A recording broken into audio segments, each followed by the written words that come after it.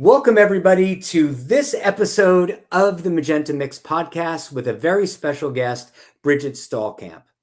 Bridget brings over 2 decades of experience in change management and employee engagement with a specialized focus on organizations employing large frontline workforces in industries like retail, healthcare, and manufacturing. She's developed powerful methodologies to identify the behaviors and the success routines that high-performance teams bring to the table. She understands what leaders do to effectively support their teams in executing the strategies that they develop. Bridget's experience is grounded in real-world success. As both an operations executive and consultant, she's not only crafted transformative strategies, but she's also executed them. Notably, she led a successful sale and integration of an agency into one of the world's largest corporations, doubling revenue during the transition, which is so unusual. Bridget has truly walked the walk. Her insights are essentials for leaders looking to align and empower their team. This episode of the Magenta Mix will treat you to Bridget's unique perspective on leading change, driving engagement, and unlocking the potential of frontline teams. Welcome, Bridget Stallkamp. It is always my pleasure to be with you and to talk with you. It is so nice to see you, Gary. This is deja vu all over again. It is deja vu again for our listeners and our viewers. In full disclosure, Bridget and I have worked together in the past for years.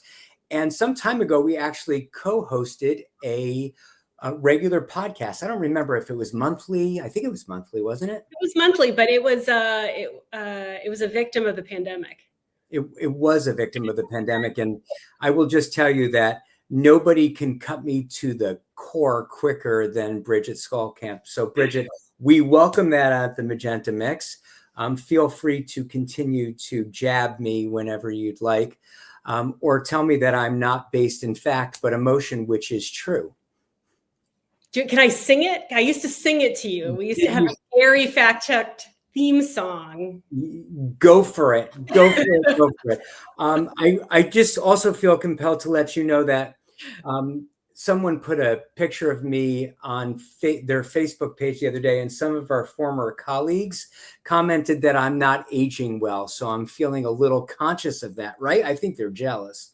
That's conscious great. of that as I'm talking to you today. Maybe too much gray in the beard these days. Maybe they should put their own picture up and see how they've aged. Well, I saw a lot of pictures from 1995 up, so I think you're right. A lot more hair in those pictures than there would be now. I've given you the best introduction I can, but I really would like everybody to know as we get started that at least my experience with you is that you are the foremost leader in understanding what the behaviors are of an organization and its people, and which behaviors really push an organization to grow and change, and those that might be holding it back. So I'd love to kick off this conversation with you, just really asking, as you've looked at change overall, organizational change in some of these large national and international companies you've worked with, what are the biggest challenges that organizations are facing when they're trying to engage? Let's just start with frontline workers in change. What are they facing? Yeah. And my real passion is in the front line. And I know there are some people who don't like the term front line and they use first line, or they don't like the way that feels very contentious, but I'm just going to use the term frontline for now because we kind of have the understanding. If someone has a better version of that, I'm happy to adopt it and champion it. But I think the biggest challenge that I see time and time again is really more the misperceptions of what that workforce population in your organization values and what makes them feel valued. And I think a lot of times when we're trying to change behavior on the front line, or we're looking to execute a strategy all the way to the front line, we kind of think in terms of solutions A to B without really thinking about the systemic stuff that might be happening around it. That's really esoteric. So let me give you an example. So I was at a conference a few years ago, and I was asked to speak at this this conference where it was owner operators for a company that did like house cleaning and handiwork. So think the people who come in and clean your house, so people who come in and kind of do the odd jobs around your house. And I was scheduled to speak in the afternoon, but I'm a real nosy Nelly, and there were sessions in the morning, so I peeked in. And there was a session on recruitment and hiring strategies. And when I walked into the room, people were kind of one-upping each other on referral strategies. So I give my employees $100 if they bring somebody in and that person gets hired. I do $300, but they have to stay for 6 months, and and up and up and up. I kind of raised my hand and I said, how was that working for you? Which of these programs are the most successful? And there was a couple of collars pulled and crickets, and it came down to it wasn't working at all. So I'm just curious. I don't mean to interrupt, but when you say working, what's your criteria? Are people staying? Did we get the right fit? Is it the right skills? The right are you actually paying any of that out? Like, are you getting it referrals? Yes. And you think that's all referrals? And they said, nah, not really. And then someone else said, well, I just changed it and blah, blah. But the answer was no, these were not successful. And I said, well, what other ways do you recognize people? Because right now you're saying you value people bringing people in, but what else are you recognizing them for? They're like, I got an employee of the month program. Okay, interesting. You have 50 people on your staff and you have one employee a month, which means you are recognizing 2% of your employee population every month. So the only way that someone can get recognized is they have to be a perfect superstar, and they better be freaking perfect if they're the only person you're going to recognize. Yes. Or they can bring somebody in. This is starting to feel more like a pyramid scheme than an organization, right? And so it's this misperception and this idea of, I have a hiring issue, so therefore I'm going to pay people to bring me people to hire, versus ignoring all these factors of, do they like working here? Do they feel valued working here? Do they feel proud of the work that they do? Because I don't know about you, Gary, but you couldn't pay me enough money to look the lady I go to church with in the eye, or my cousin in the eye, and say, come work at this place that I hate so I can make $200. So I can get $200. Well, you're really obviously right about this. We can't just be hiring anybody, but everything that you just said sparked a flurry of activity in my brain. The first one is, I think we have HR and recruiting people who are under tremendous pressure to bring people into the business. And I trust their intentions fully. And I know that some of them are looking to fill the position because that's what they're responsible for, and may not always take that bigger picture into consideration. Again, I don't want you to come at me in the comments. I trust the intentions, but sometimes it's, we've got to fill this because that's the metric that we're being held accountable to. Yeah. And so we don't always take the steps. And a lot of it's understandable. And some manufacturers that I know we've both worked with in the past, they can't run their lines effectively if they don't have the bodies. So or call centers, there is this real need to fill the spot. Well, once we get them in, you've talked about recognizing employee of the month. Well, this just hit a nerve with me because yesterday I was out at a client spending the day with them, and I pulled up and I saw the employee of the month parking spot, and chill went down my body thinking, oh my goodness, is this still exist? Is this still going on? We have one person, and I pull up to this enormous building, this enormous corporate. Really, there's only one person here that's worth recognizing, which is just what you said. But I was getting out of my car and I saw the car in that spot, and I thought, I don't ever want to park in that spot. I don't want my tires slashed. I don't want to feel like, oh my goodness, it's just been my turn. There's got to be a better way. I mean, why don't we have an entire parking lot with signs that say that? And it just reminded me of Delta Airlines had gone through a really good stint of recognizing their employees and really creating an employee an employee that felt valued, and they tagged all of their buses that moved their flight attendants and pilots from parking lots to the airport, et cetera, with, sort of, I won't get it right, but it's something like our most precious cargo and things like that. I don't know that they're still at the top of their game there, but they really understood that all of our employees are valued, and they understood and projected it for a while. So I think you make an excellent point that really just hit me yesterday. It can't just be one. It can't just be one person, and it can't just be one time. And I'm glad that parking spot wasn't the CEO's parking spot. Well, I'm not sure. I'm not going to disclose the name of the organization. It looked like a pretty nice car, though. Well, it sort of leads me to this next thought. So when we're looking at this employee recognition, the value, the understanding if someone fits, or the ability to create a sense of belonging for that front or first line, oftentimes it's left to that frontline leader to create that sense of belonging, to help that person acclimate, be at their best, bring their largest contribution. And I know that you have developed methodologies to really identify those high performers, those high performing leaders at the front line. What do they have in common, or what are you looking for when you're looking for our top performing leaders? Yeah, I mean, I think, and man, that's a hard job. And in so many cases, you are the company to your employees, right? Or you might not even be. Your assistant manager might be, right? Like if somebody works the night shift on Saturdays, the assistant manager might be the only connection that shift worker has with your organization, the company. Yes. And it's a tough job. And so I think number one is, like, we just have to recognize that this is a hard job that is often filled by someone who wasn't an outstanding individual contributor, showed a lot of commitment, a lot of grit and resilience, and moved their way into the job. But I think when somebody is sort of naturally good at this job, they really never lose their sense of excitement for the work that they do.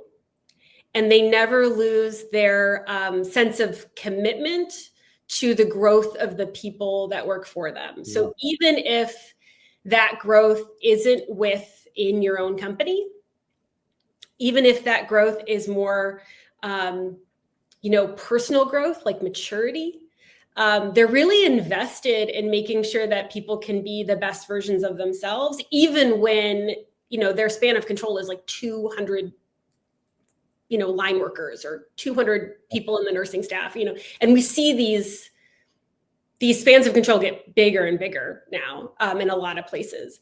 But they're focused on, well, how do I grow every person? How do I make sure that I have at least a touch with every person that works for me? And I'm asking them about, how things are going. How's it working for them? What can we be doing differently? What are your ideas? That's how you sort of engage that creative productivity of the front line. And when you're creating that sense of productivity amongst those folks, that problem solving, they're more invested.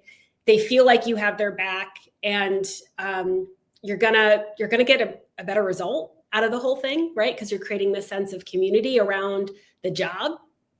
Yeah. I think one of the missteps people make in that job, though, is sometimes they try to make their organization very family-like. And I think that is a problem.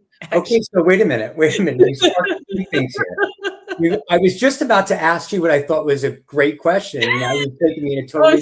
I'm sorry. Ask the great question. Yeah. So, it's interesting.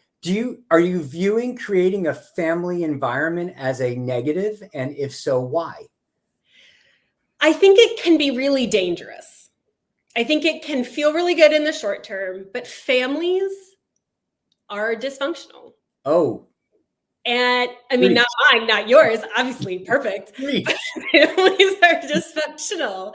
And in families, not everybody has to be like very good at their job or hold their end of the bargain. Right. You're still welcome to the dinner table, even though you didn't do your homework. Yes. Yeah. And so when we try to create a familial atmosphere versus a professional atmosphere, where yes, we can have fun and we can know each other and we can know things about each other's lives and we can care about that and we can be each other's cheerleader about those things.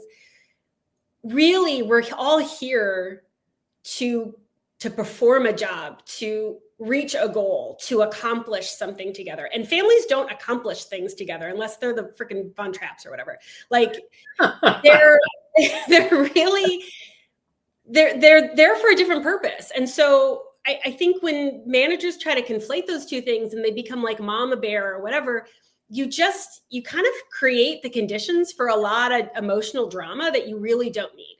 All right. And these people want to be treated as professionals. And if you start treating them like your children and you start infantilizing, it becomes an issue in the long run. I wasn't expecting this conversation. I'm so happy that we're in it. I love everything about it. Let's dig in a little bit. So here's some things that I've observed, that when a manager creates a team family environment that is somehow disconnected, they become parental and they're in the, I'm going to protect my team from the big bad company. Mm-hmm. We create siloed behaviors, we create exceptions, exemptions, we create disconnection, discord, us against them, etc. Right. I couldn't agree more that this is a problem. Having said that, this is really interesting. You're challenging me on this. I'm doing work with a national organization, and I love them. They're healthcare adjacent, and I was doing a road show last year or so, and I visited one of their locations. And one of the cultural norms that I noticed is that the coworkers greet each other with hugs, bringing food. So I'm like, I'm in. They are a food-based culture. Okay. Everybody's bringing in leftovers or something baked, and they're hugging each other at the front door. I'm totally in. And I saw this as I went across the country, speaking with them, observing, doing some learning, training, communication, that I saw that as one of the best cultures because they felt like a family environment. So tell me where I got that wrong. I mean, I think people can care about each other and demonstrate that. But at the end of the day, are they actually focused on the organizational mission and goals? Because if they are, then that closeness can be helpful. It's when the closeness, it becomes closeness for the sake of the closeness versus closeness for the sake of the mission. That exclusion, closeness, exclusionary in that it's our team and it doesn't radiate from that. And it has nothing to do with what it is that we're meant to do.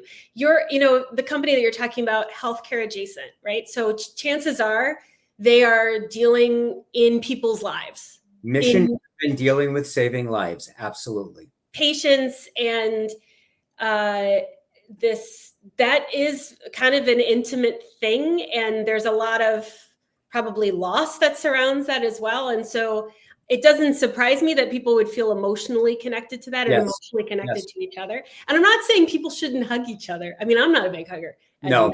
Oh my goodness. Ladies and gentlemen, not a hugger. Yep. My children would disagree.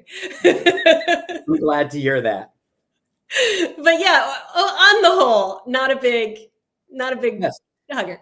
But other people are, and that's lovely, like for them. And if they, they want to demonstrate, if food's their love language, awesome. You're making a really good distinction here, though, and I think it's where I went initially, which is a familiar environment at the exclusion of others, and in either opposition or not connected to the overall goals or mission of the organization can be a deterrent. Yeah.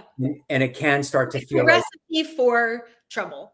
Recipe for trouble. That structure cannot stand against adversity. Very interesting. First crumble. Good distinction. So I'm curious, when you have been out really studying observable behaviors, looking at which leaders get this right, engage their teams professionally, Mm-hmm. whether they hug or not, professionally.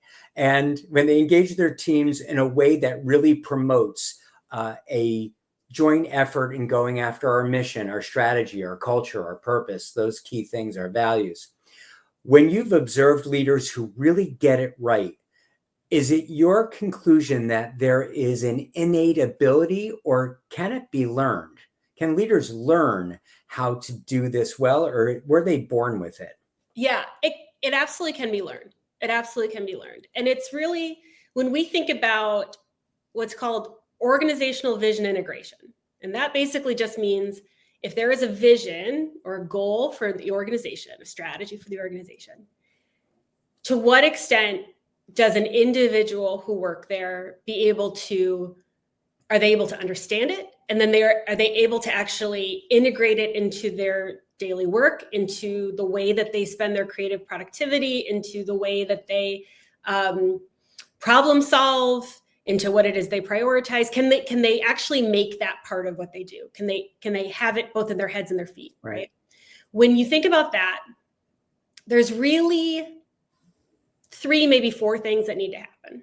And only one of them actually has to do with the vision itself.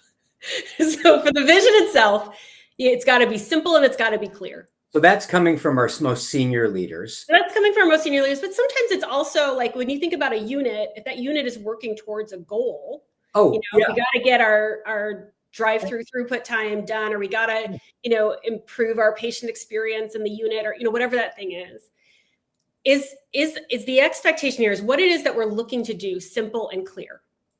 So that is a job, and that is a learned skill. No one is a perfect communicator. All right, so let me just pause this for a second, because I think maybe I'll add to it, but for clarification, we have a vision that our C-suite has oftentimes constructed. Sure. And paid a consultant way too much money to help them craft. Mm-hmm.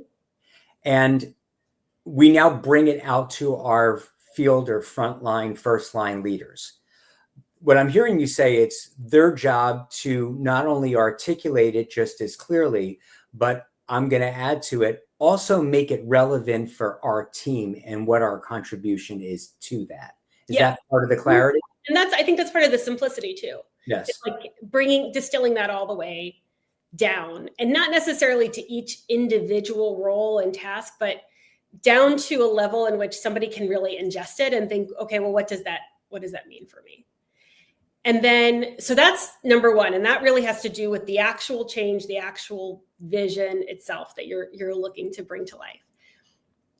The other 2 things are really the psychological capability of people to take that on and execute that strategy. And sometimes we talk about that as resiliency, but we also need to think about that in terms of like hope and optimism, right? Like, am I psychologically in a place where I feel like it's a good thing for us to take this on? It's a good thing to people, Bridget, leaders and everybody needs the psychological capability.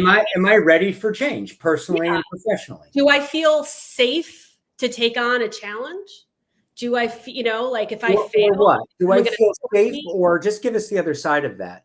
Do I feel safe, or am I concerned of what? Worried about what?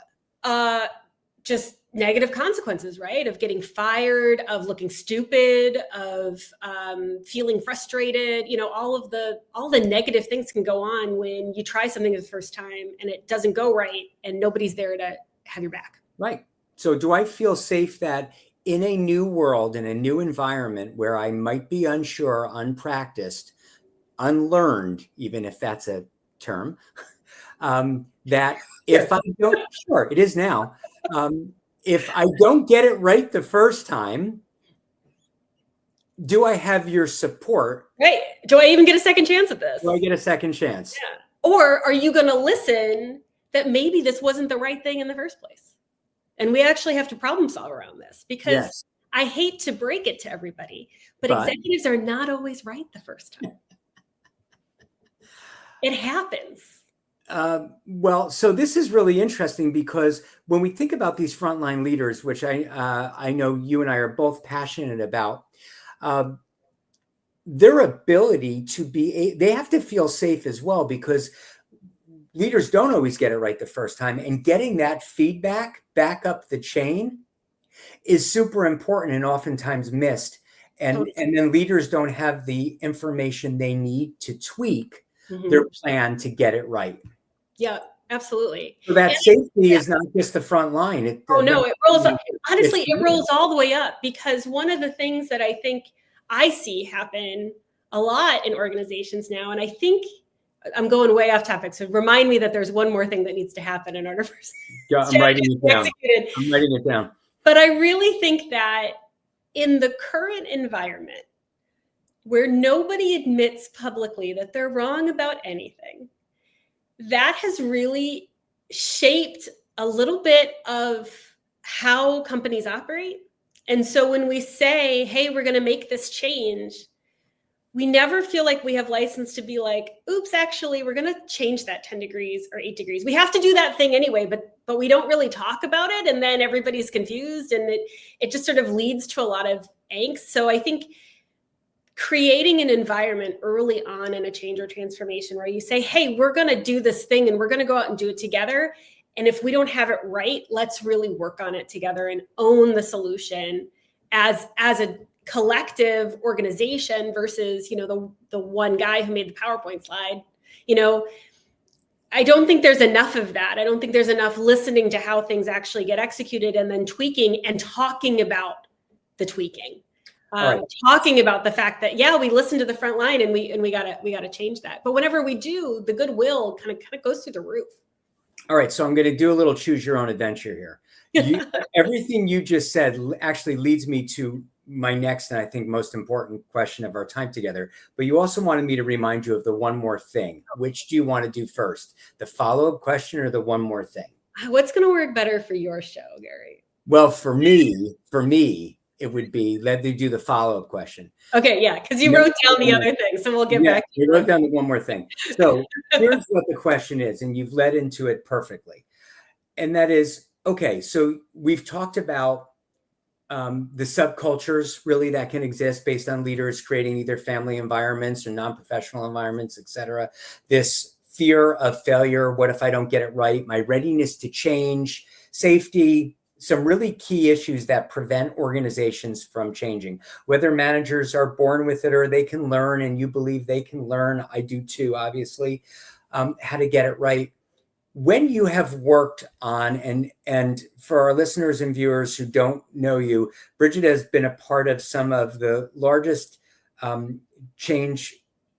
organizational change projects that business has seen in the last decade. When you see an organization, Bridget, that gets it right, who really understands how to operationalize, execute change, what is it that they are doing that ensures their ultimate success? So we've just talked about this idea of feedback, that we don't necessarily always launch it at 100%, but we're afraid to say we're wrong. So therefore we don't get the feedback and we're stuck in mediocrity, my words. When organizations get it right, what are the keys?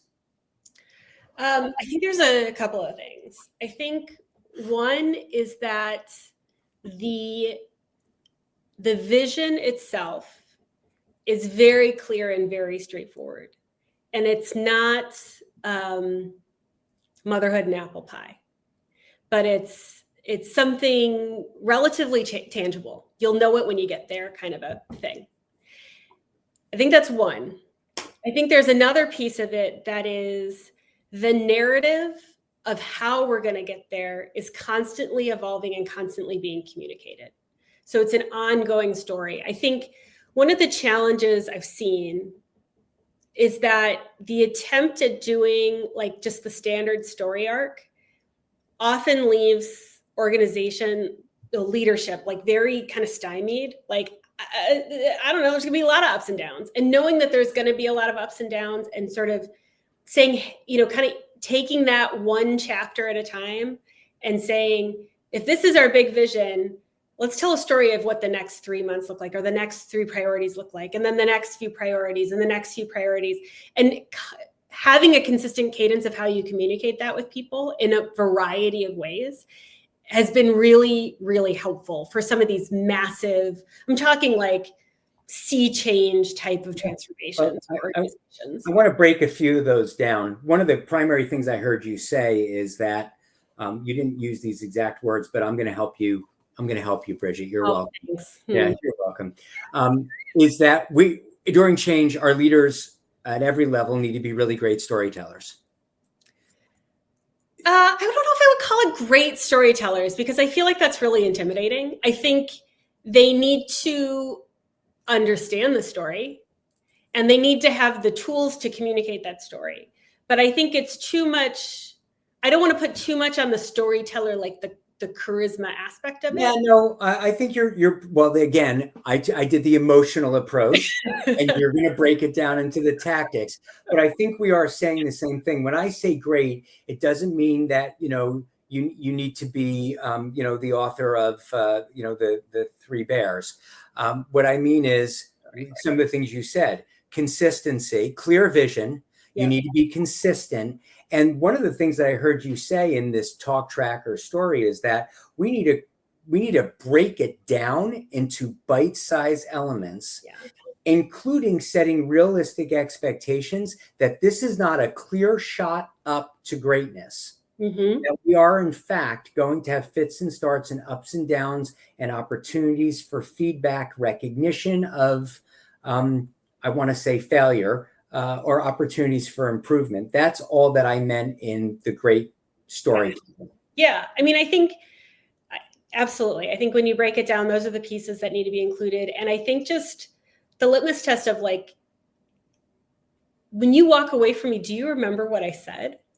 Like, is it simple enough that it's memorable, and it can stick with the team? I'm just thinking of our own, when we took our agency in and integrated it, it was really important to constantly be breaking that down into pieces that people could remember and focus on, and kind of be able to drown out a lot of the noise that was happening around them, and a lot of the uncertainty of, like, hey, I'm just going to focus on these three things because that's what they said was, critical for success in the next 6 months, and then the next 6 months, and then the next 6 months, until we kind of got to a place where it was fully integrated, acknowledging all of, like, the pain points and tough stuff that happened along the way. But if we hadn't have broken it down, I think the whole thing would have just felt so overwhelming.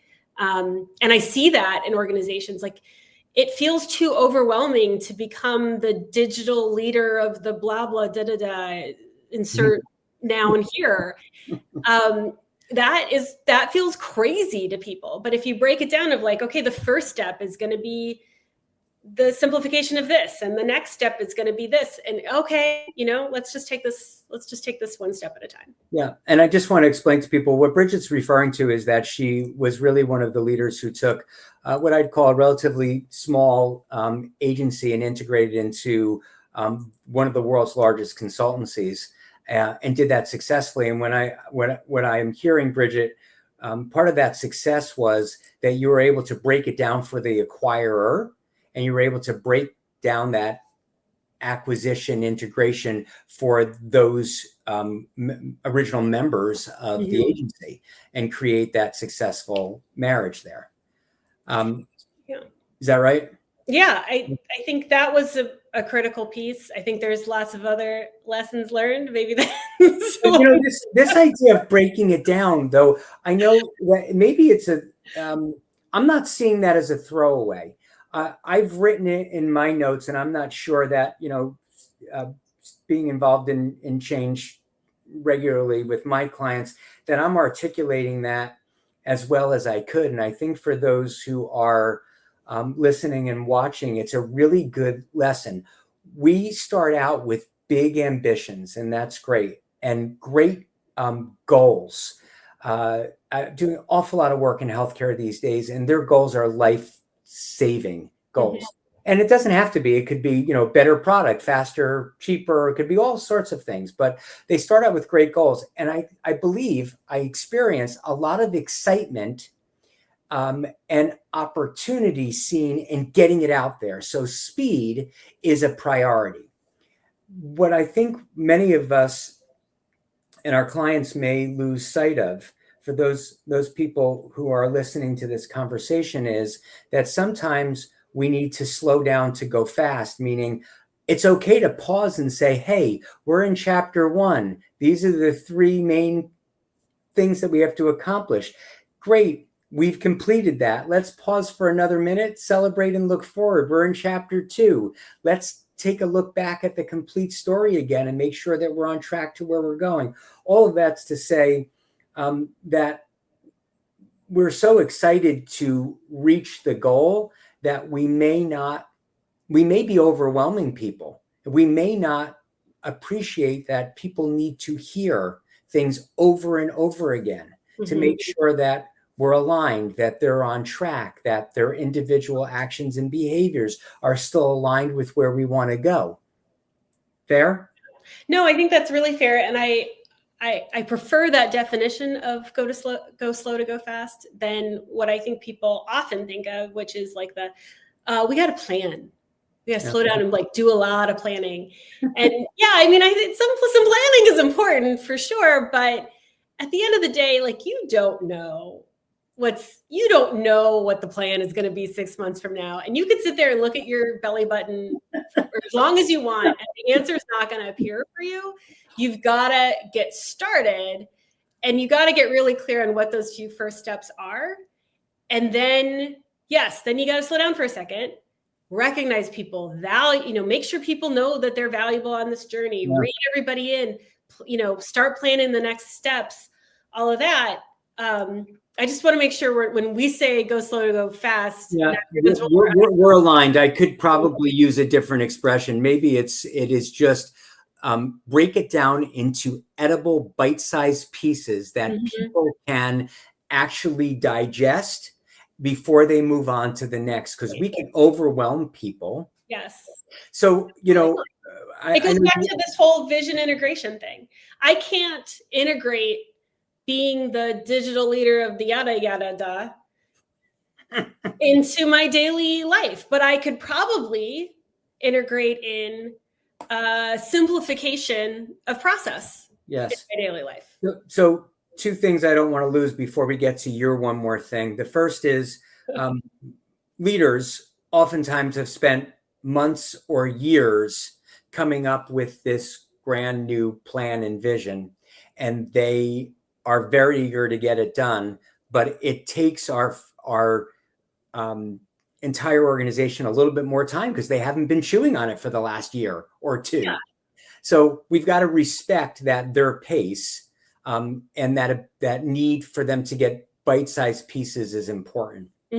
Absolutely. The next thing about this, let's make sure that we're not talking about spending years in planning that we have to execute, is I will just share in real time the organization that I saw the Employee of the Month sign in and cringe, which is a great organization. We can't all be perfect. I was sitting with the leadership team and I got this sense that we were going to be in this, I want to plan until every I and every T is crossed. And I paused and said, we're going to learn more by moving forward with what we're aligned on now and learning our way forward than if we plan to the nth degree and never start. Yeah. And it was an aha moment for this leadership team. I think some of them were there and some of them needed to be brought along. We don't have to have the plan perfect because perfect never exists. So we can let our competitors in the marketplace pass us by while we're planning, or we could start to dip our toe in and learn from the experience. Yeah. The world doesn't stop because you're planning. No. And that's never been more true than it is today. We have no idea what the world's going to look like in 6 months, what your specific market is going to look like, what the overall economic market's going to look like, what the socio-political environment's going to be. So you could plan all day, every day for 6 months and immediately flush it down the toilet, or you could start moving. And I think the best companies have built in this sense of agility where it isn't go into the bunker and come out with the big strategy and move forward. But we're seeing more companies do the incremental, right? And I think BCG coined it like the always on, which, okay, but like it's the incremental improvements, right? Of moving towards the organization you want to be, knowing that vision has to shift with the ever shifting conditions that you're in, right? So you might as well not try to, plant your flag down to the core of the earth, just, keep moving forward. You can't, because the world changes in the 6 months that you're doing that. Right. Bridget, what's your one more thing? So the last thing about change. So I talked about the simplicity and clarity of the message being really important around the vision if you want people to actually integrate it into their everyday jobs. Talked about having psychological capability, like being ready to receive that change, being resilient, feeling like you have the confidence in your ability to take on new challenges, you have optimism, all that stuff. The last thing is actually just something called organizational acceptance, which is really, if I had to do it all over again, would I come work here? And would I recommend that other people work here too? I told you it had nothing to do with the change itself, right? It has everything to do with the organization. Yes. Is this a place that I would choose again? And what is the impact on that, on people's ability to change and change quickly? It's actually one of the most critical factors in organizational vision integration when you look at the studies done around that. Yeah. This has to be a place that I care about, that I want to be at in order for me to change for its good, right? And so when you think about that, that means you should always be preparing to change by thinking about your workforce experience and how you're taking people along on the journey every single day. So if you're not already thinking about that now, like you're already 2 steps behind on your change readiness. So you're actually answering my last question of, if you had to share.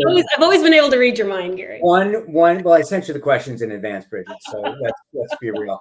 So and we didn't get to one of them, which I think is perfect. Let's get to this one. If you had one piece of advice to share with leaders who are navigating change, what would it be? And I love the answer that you were giving, which is, I want you to articulate it again, but you can't underestimate the need to ensure that you're creating a employee experience that people actually want to invest with you in the future. Yeah. So let me let you say that again. You need the fandom, right?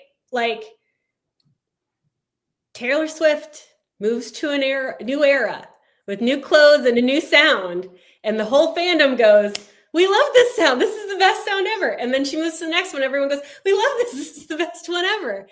Because that love is there, that connection is there, right? And so are you creating an organization that's like, yeah, man, let's do it?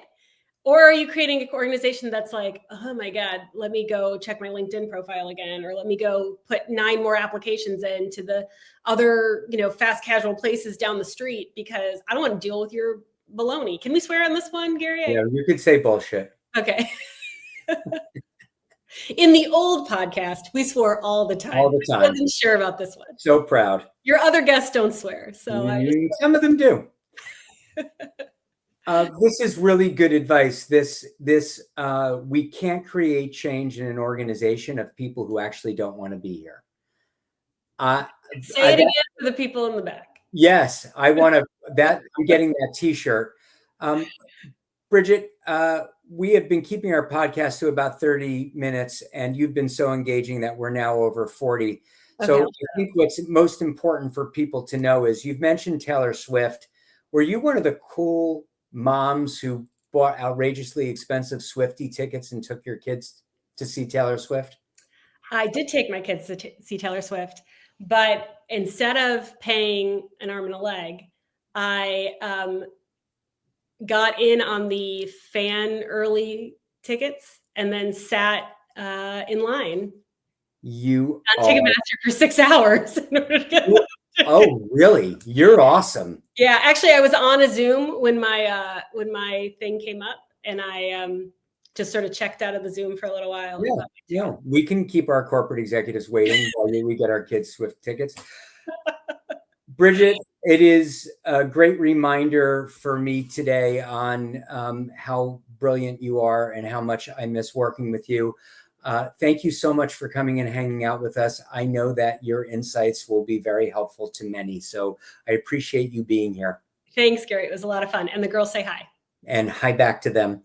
And everybody, you know where to find me. Download the Magenta Mix podcast wherever you get your podcasts. Please like, follow, and refer. We appreciate it. Bridget, I will see you soon. Have a great holiday. Thanks, Gary. Take care, everybody. Bye.